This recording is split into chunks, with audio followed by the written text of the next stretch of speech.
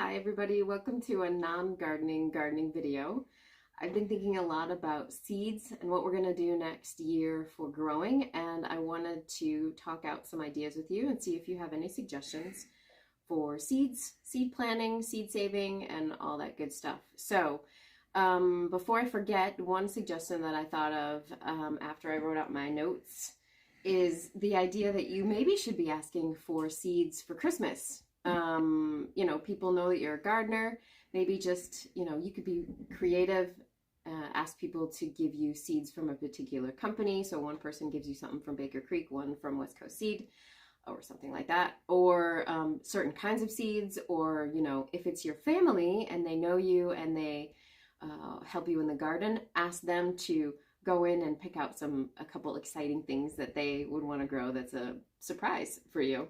So I would ask for seeds for Christmas. The reason that I'm thinking about this is because we had such a hard time last year getting seeds that we wanted. I would go online in March. I couldn't get potatoes. I couldn't get the seeds that we wanted. Getting garlic this fall was difficult. I was so glad that we had finally made our own pile of garlic bulbs that we could use to grow our own garlic. So I think that was so many garlic.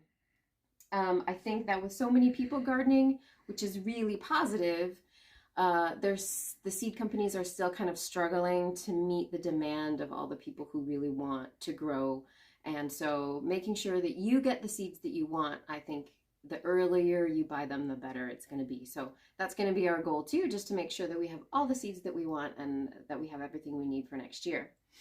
I also wanted to, while we're talking about kind of potatoes, just to say that I've decided that we're never gonna buy seed potatoes again, because we're either gonna use the ones that we've already grown, or we're going to do the thing we did this year where we waited for the Home Depot to put their ridiculously chitted potatoes on sale for $2 a bag and grow those for our Christmas potatoes. And then in the spring, we'll grow the babies from those Christmas potatoes. Or I have an experiment going on right now that maybe we'll show next, don't know, in a couple months, where I'm trying to grow potatoes from potato peels. We'll see if it works. Anyway, so potato seeds, don't panic if you can't buy them. Just buy some from the grocery store, let them chit, and then throw them outside. It's fine. Okay, so my main thing here is alternatives to just buying seeds. I think it's a great idea to look at the seed catalogs online. A lot of seed companies aren't putting out paper catalogs anymore. You have to go online anyway. So it's a nice way to get some inspiration. But I think that there's other ideas that's cheaper. So for example, a lot of libraries have seed exchanges. So Victoria Public Library has this. There's usually a process you have to go through, fill out some forms, even if you're a library member. I would check that out, see if you have that in your city.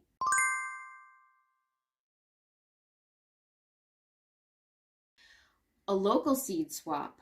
So for example, there's a woman down the street from us. She has just a mailbox, just a big black mailbox.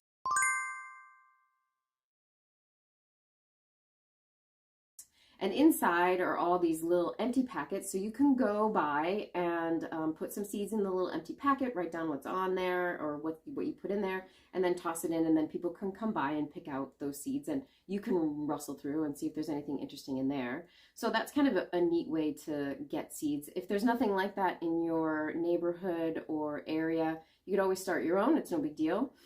She also has empty seed trays and things like that people drop off, so you can pick them up, and we've gotten trays from there, and we got yarrow seeds from there this year. So that's a good alternative. I think CD Saturdays, we have those around here. They happen in February and March. I think the one in Victoria happens in February usually. They have it at the event center. You go down and there's just a bunch of seed companies selling their seeds. It's kind of, if you're planning now for what you want to grow, that might be a little bit too late, but it's still a fun place to go, and it's really interesting to see what's available. Then another idea is to join a local horticultural society. We joined the Victoria Horticultural Society.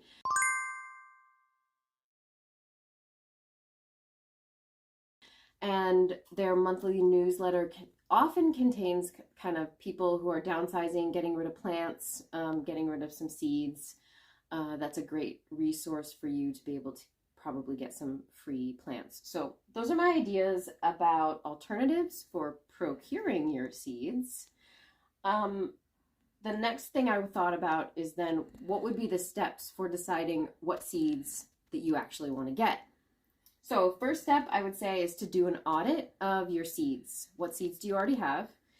I did mine in Google Docs so that I can take my phone with me to the store and I can easily look up at any time, because I always have my phone, what seeds I have in my list. And I don't have billions of seeds, so, and it didn't take me that long anyway, even if I had. I do have a lot actually, they're on the box.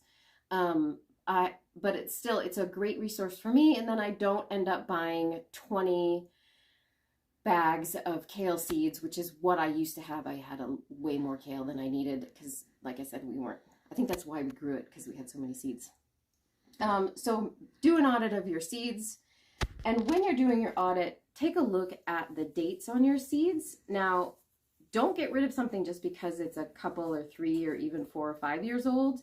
I would still try to grow those seeds. They're probably still viable. I think carrots might be the only thing that you need to have a little bit fresher. I've heard on Google that if they get a couple years old, they don't sprout as well. So if you're having trouble sprouting, that might be the problem.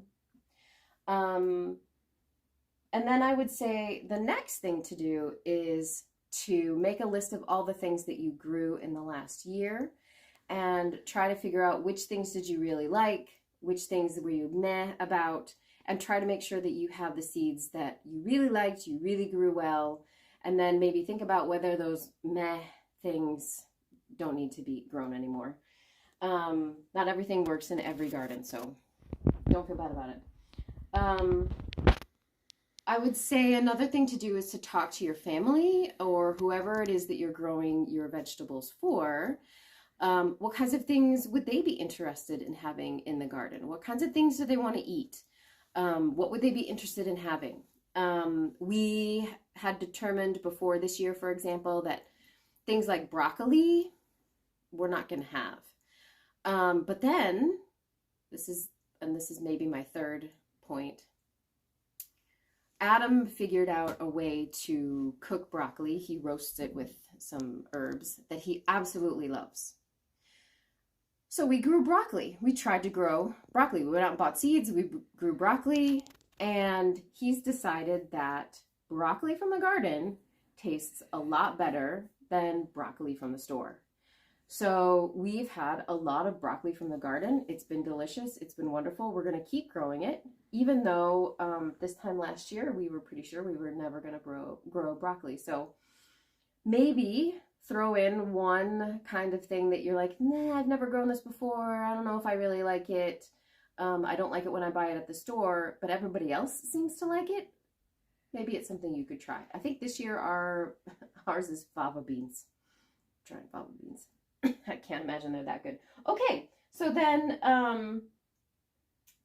the next thing that I would suggest is to try to grow like 1 or 2 weird or interesting things. So last year, our weird thing was the cucamelon.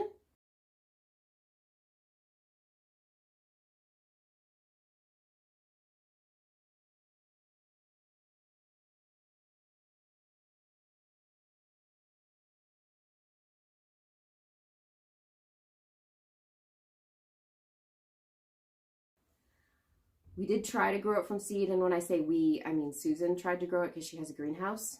She was not successful. I ended up buying a plant for me and a plant for her, and both of us enjoyed them all year. They were really great. So it was really fun to grow something interesting and new.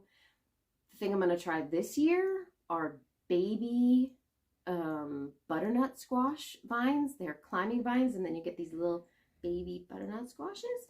So that's my experiment for this year.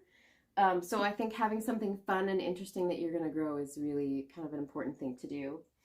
And the last thing, as you're planning for your garden next year, is to really try to maximize your season. So having things that are short and early in the spring, and then having things that maybe grow into the summer, but then be planting all the time and making sure that you are planting maybe your fava beans for the overwintering in September.